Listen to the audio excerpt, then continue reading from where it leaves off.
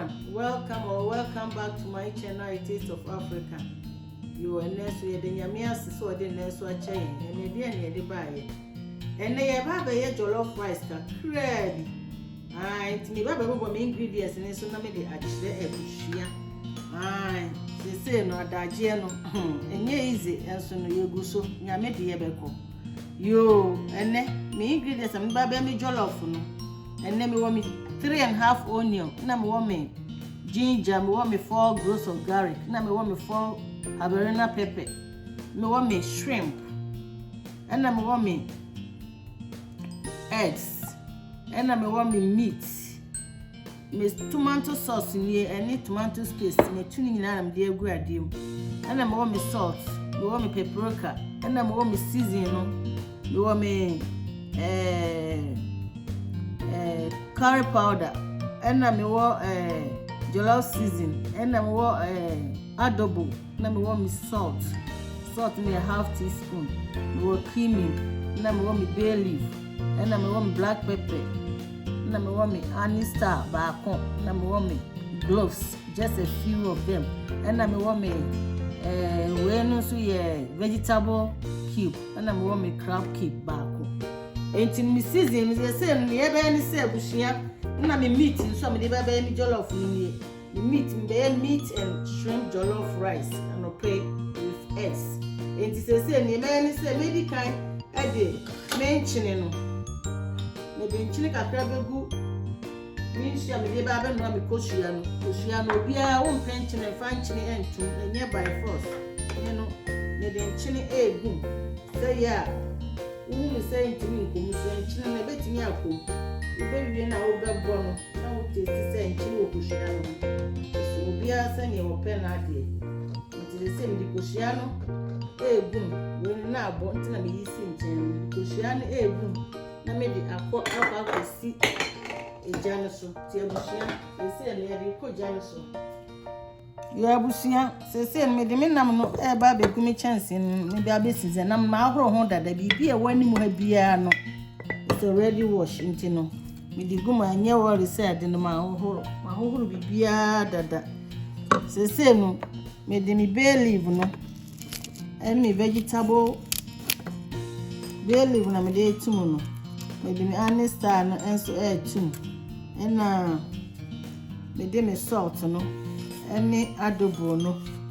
They say me the gusu, me the curry powder no ne.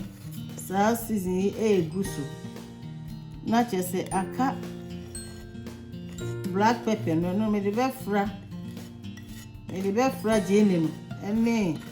blows no na ma blend any ginger no me garlic no. Enti no ne ade asesi an me ba aba be blend. Enti me the gusu, ya me ba be blend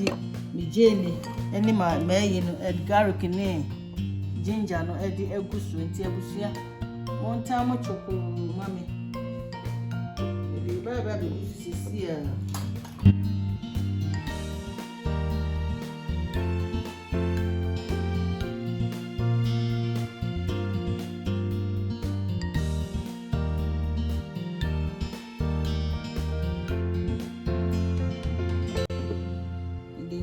kakra egusu na me de me black pepper no ene me cloves no egusu na ma blend afra say yeah abeye one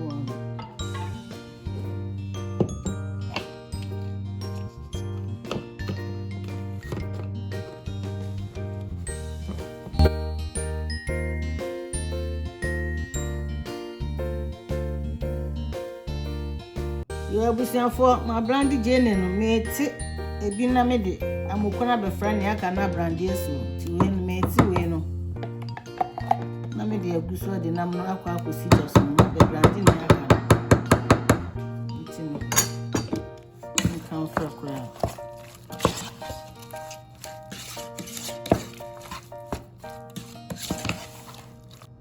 yo my girlfriend me de nsuo kakra go horo atre so na me de akwa akosi so na se ni ahwese ni aka no eko yo abusia fo me je ne ni aka no se no me de mamoko habanero pepper no eka ho na ma blandi na me de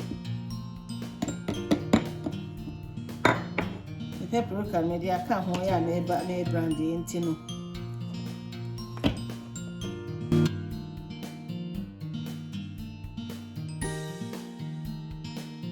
ya bushia say there is about 10 to 15 minutes new nti say no de afi na me de nsuo eba begu ho nti me ya e twen be 5 minutes bi na me yi na mama ho na adwo na masala machi nti me be yi e ba be de nsuo be 2 cup aba begu ho si a 2 cup no ye se me nya stock a me de be ye jollof yim nti me ya aduma me twen say we no be ben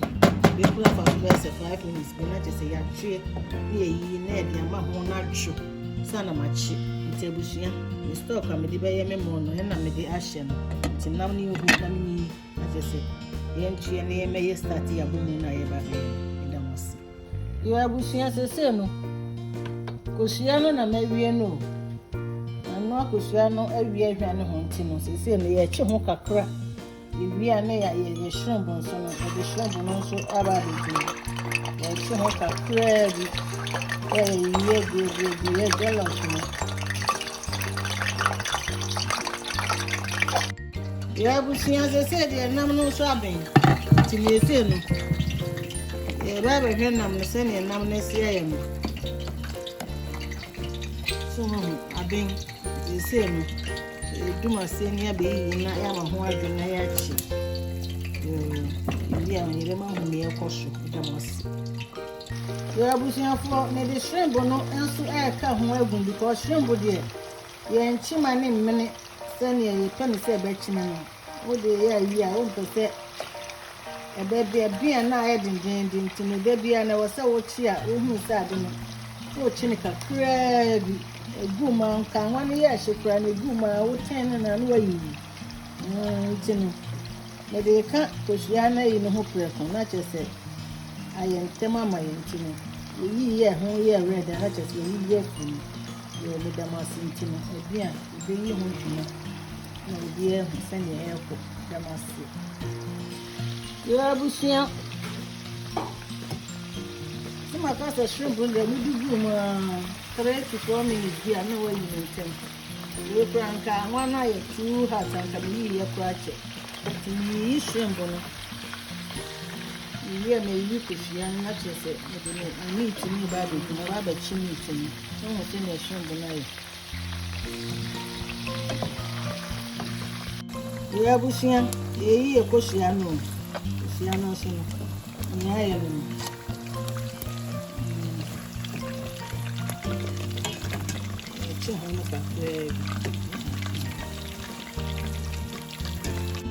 ya bushia se de meat ni na ya chi no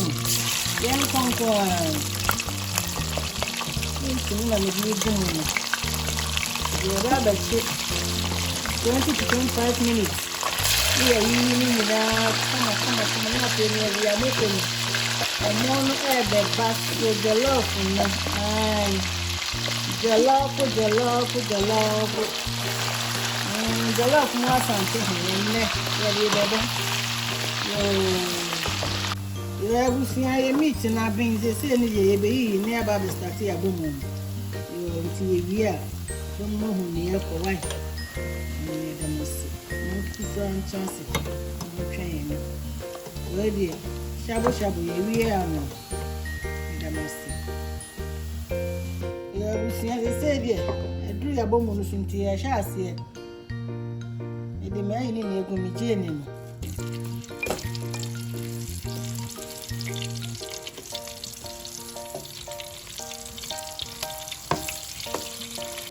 ya bushia fo ni mama ko ni di kan egun wa je ni mama ko na mi tu ni ni se ti ko ni ma na di kan slice ni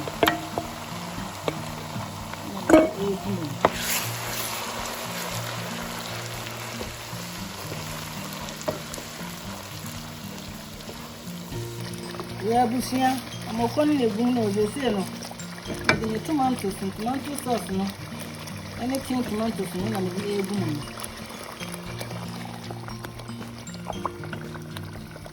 Ya busia fo abomu nti na ya bie no ya hwese ne yesi ayese na enche kura na je se ye de mo no ye ko hore mo no ho aba ne de aba begum ai na je se jollof no ai nti abusia munya konwa enche kura da masi ai ya busia fo ne ya ye se ma horo mo no ho awie na me di egum no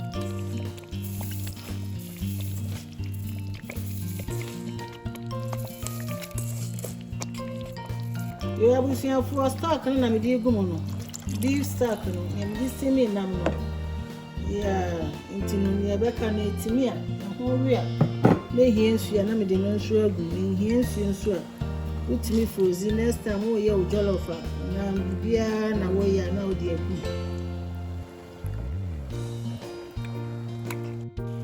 you have seen me di me nam na agumo say me hwe ama ebeka 5 minutes na chese ya tue no na me de shrimp na me chi ho kakra no ani me koshia na me de aguso enti no ye de na na agum oh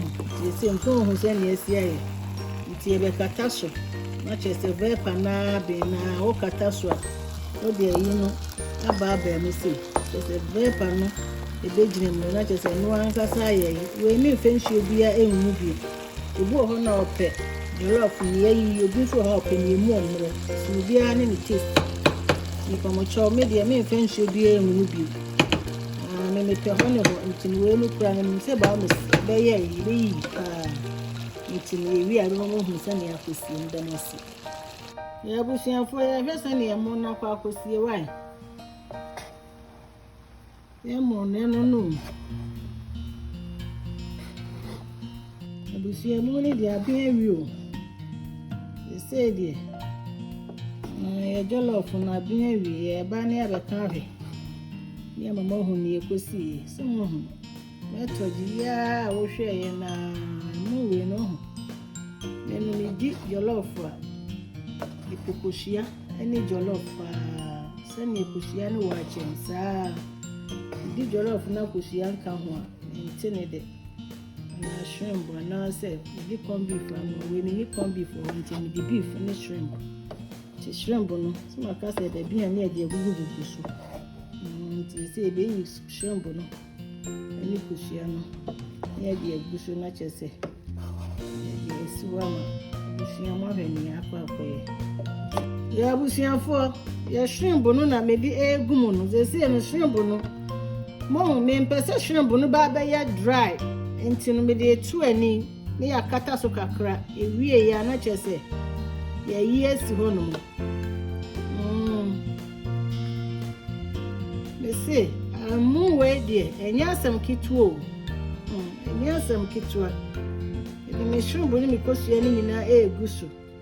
na makata so for 5 minutes na ma ya den na me yi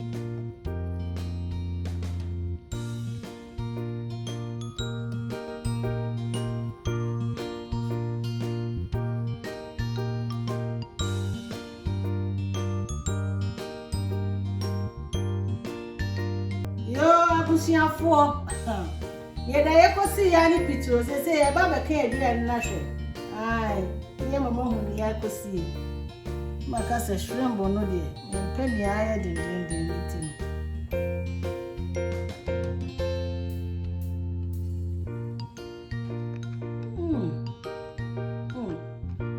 o te sound na ya som kitwa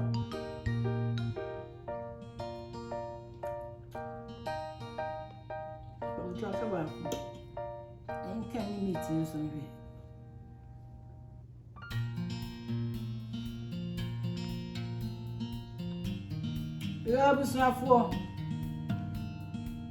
ye do bi biara se mo jemre na mo chance na mo share jollof ya mi ye shabo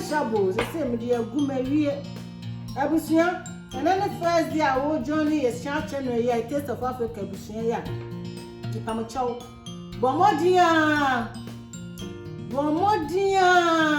so be subscribe now be share ohun adoma na wa se won wodu sa be wo so ai subscribe no wa ekoko wodu sa wo so black e be ba na wodu sa wo black no so notification bia me de bebusu bia abusua wonsa beka enti no medamase nyame nka obi biara ho so munya amre na mo hwe me nyame nka mo medamase wo Yesu din amen.